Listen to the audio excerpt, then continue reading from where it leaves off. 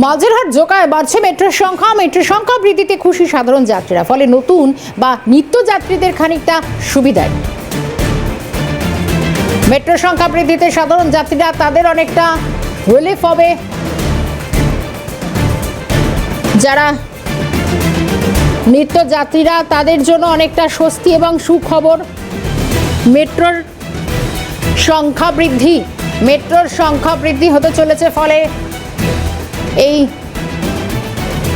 Majerhat Joka east West মেট্রোর সংখ্যা বৃদ্ধি হচ্ছে। নতুন করে মেট্রো যাত্রীদের জন্য যথেষ্ট স্বস্তির খবর। মেট্রোর সংখ্যা বাড়ছে, সেক্ষেত্রে সময়সূচি আবারও পরিবর্তিত হবে নাকি একই নিয়মে নতুন কোচ আসছে, একদিকে অনেকগুলো বিষয়।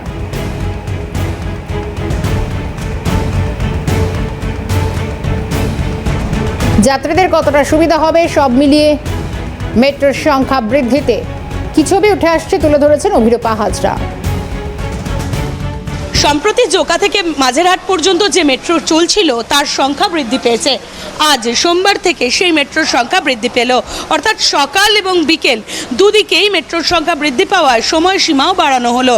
অর্থাৎ সকালবেলাও মেট্রো যে সময় চলতো তার থেকে অনেক আগে থেকে যাতায়াত করবে এবং পরবর্তীকালে রাতেও মেট্রোর সংখ্যা বাড়ার ফলে অনেক রাত পর্যন্ত চলতে পারে মেট্রো। ফলত মাঝেরহাট থেকে জোকা বা জোকা থেকে মাঝেরহাট পর্যন্ত মেট্রো চলাচলের সময়সীমা বৃদ্ধিতে অনেকটাই সমস্যার সমাধান হলো সাধারণ যাত্রীদের।